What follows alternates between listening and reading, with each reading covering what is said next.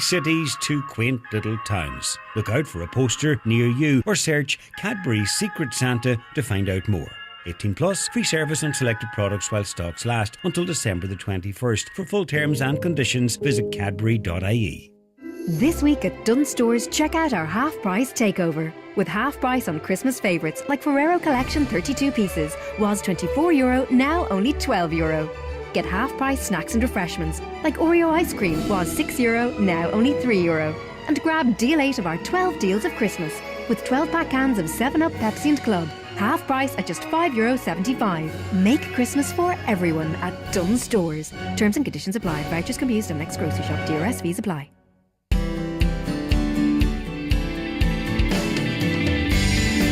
Gene Curran on Highland Radio. And you're very welcome back. And as promised, in the studio with me now, I've got Isla McGuckin and Laura Buchanan, and they have just published a new book called Leap. Ladies, you're very welcome. Isla, I've just met you for the first time there a few weeks back, and I've known you, maybe not from a galaxy far, far away, but for a long time, Laura, so you're very welcome. Isla, this book, Leap, it's a wonderful book. I got it at the launch, and just tell us a little bit about it. The title, Leap, it's an interesting title. Thank you so much. Yeah, thank you for having us on to chat about the book. I think we're probably quite lucky that we came up with the title Leap, because the book was actually called Wise Up for quite a few weeks. That was the working title. But we actually I came up with a list of potential names for the book. And Laura and I had a work meeting in a cafe, which we've tended to do quite a bit over the last few months.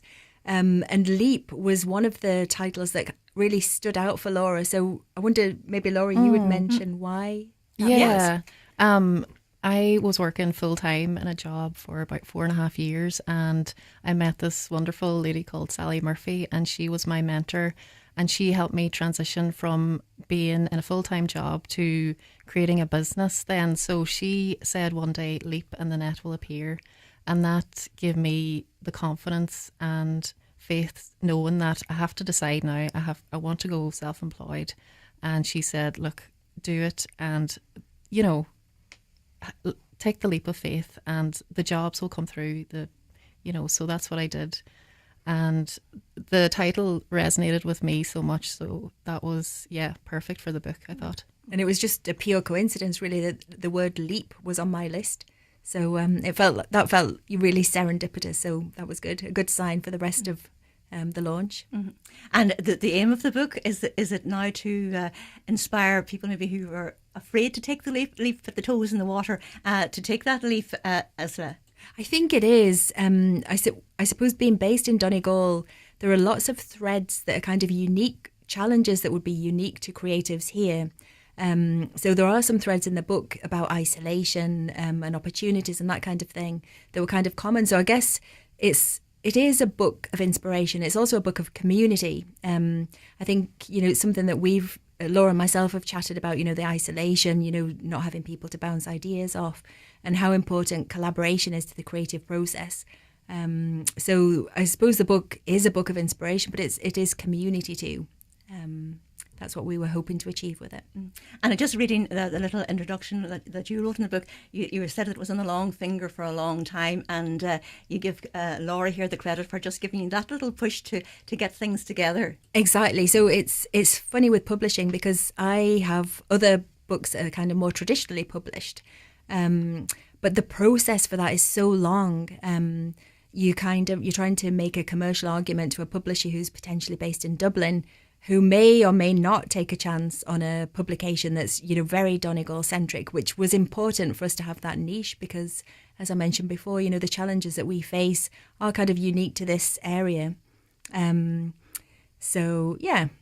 And it's self-published, it's McGuckin Buchanan publisher, so that was a challenge, I suppose, to come up with finance and is all of that too, Isla. It was. I suppose the benefit of working with someone is when we were having decisions about, how many books should we order, it's good to bounce those, those concerns off somebody else, somebody who's equally invested in the project. So, it was I guess we've been very lucky with this process. With every project, there's one or two little bumps in the road, but I think overwhelmingly we've had a huge amount of support from everyone we've spoken to, which I think has helped us. Even, when we've had moments of doubt, we've kind of read through some of the chapters in the book and like, okay, it's galvanized us to keep going. So yeah, so it's been a brilliant experience, I think, for us, for me, definitely. And the book itself, there's 50 people in the book, or 50 artists and sculptors and writers and all.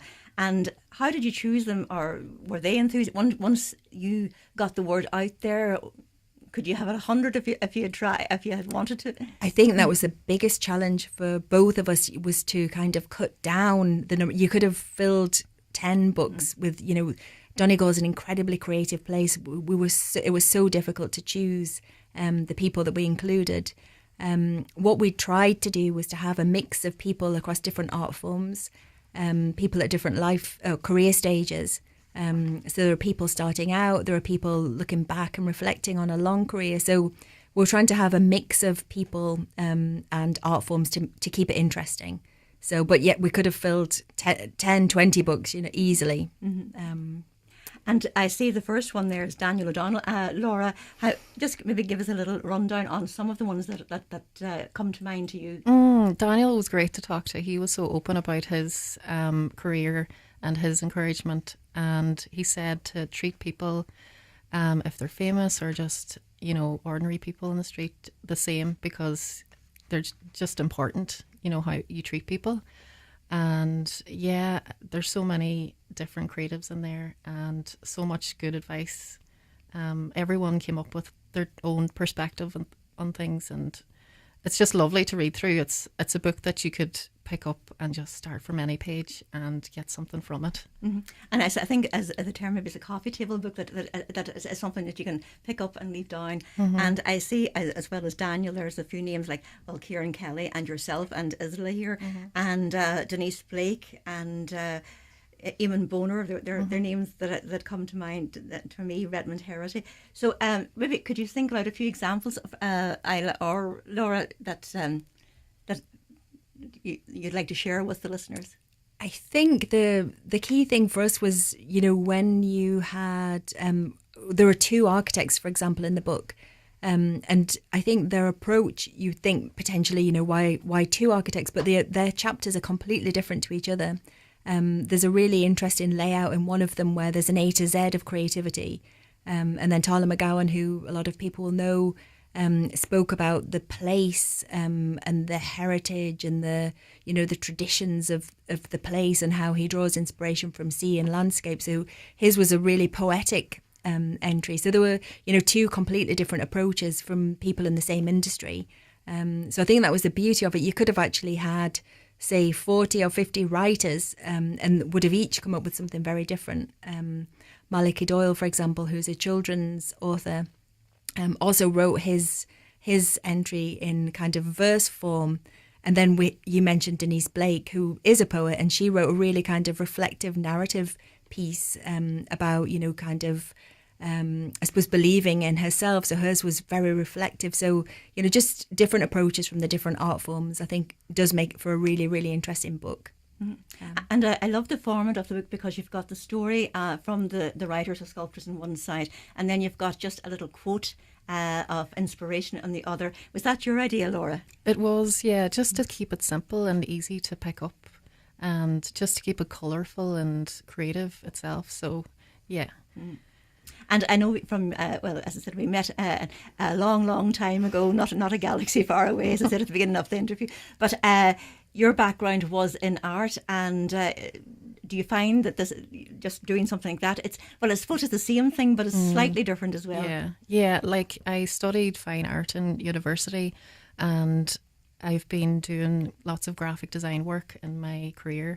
So this was like a lovely kind of collaboration with me and Isla to do something like this. I've done a book before with Hannah Gallagher called Wild Things, and that was like I could bring that experience to this book as well. So it was just lovely. project. And you yourself are living in Ramelton and a native of Donegal. But Isla, although you told me that you're in Port Salin, that's not a Donegal accent that you have. No, even though I've actually lived here now almost as long as I ever lived in Yorkshire, which is my birthplace. So, yeah, I guess I'm probably a local now, I'd imagine. And I suppose one of the things that I find that there's so many people from the artistic world, I say artistic loosely, that have come to settle in Donegal. And I suppose Michael Harding, again, I interviewed him a number of years ago, and he comes to Donegal for inspiration. Do you think that Donegal has a certain uniqueness about it for creativity and helping people, inspiring people with their work? I think for me, certainly it does, because I always lived in an urban environment in England. So, the contrast, I live in Port Salin now, so the contrast between, my kind of daily life and my childhood with where I live now is so marked. It's incredible. The beach, I go to the beach virtually every day, and that kind of, the shift in landscape. This morning I took a picture of the sky that I'd never seen before. It was a kind of a really unusual cloud formation. So I think, the shifting colours, the sky, the sea, the sound, the smell, it is endlessly inspiring. And I can't imagine, living anywhere else now. And I think the piece as well, it can be challenging being a creative and, trying to make a living here. But, going for a walk on the beach, walking in the hills, you come back and you have a different perspective. The head's cleared and you fight another battle. So, yeah, definitely. And just reading from the book, that Martin Clinton, who's a woodcrafter, he said, the wilderness, the rugged coast and the scenery make this a special place. And Donegal folk are dead on, he says. So I suppose being a native of Donegal myself, I have to say that. I think Donegal people have a friendliness about them, that when somebody from other parts of the country or other parts of the world come to settle in Donegal, they do appreciate the camaraderie and the friendship that Donegal people have. So this is the first collaboration between the two of you, Laura. Is there anything else in the pipeline? Yeah, we're thinking of doing another book after Christmas, hopefully basing it on like fun businesses around Donegal that are have a niche or, something unique about them. So that's the next project. Fantastic. And for those people who, let's see if I can show them this book here on the cameras. Leap it is, and it's 50 encouraging stories about living creatively in Donegal. And it's out now for the last month. And where can people get it if they want to buy it? A nice Christmas present, a stocking filler now. Beautiful Christmas present. So locally in Letterkenny, you can get it in Amelia's on the main street and Loft in La Maison. And then it's in Fanad Lighthouse, McNutt's of Donegal, Muck and Muffins, and Wild Atlantic Crafts in Killybegs. And you can also order online on my website, www.laurabuchanan.ie. Fantastic. Well, ladies, thank you so much for taking time on this cold and wet night to come into Highland, and every success with this book and your new ventures as well. Thank you. And a very peaceful Christmas to both of you. Thank you so much. Really appreciate it. Thank you. There's more to share at your Christmas.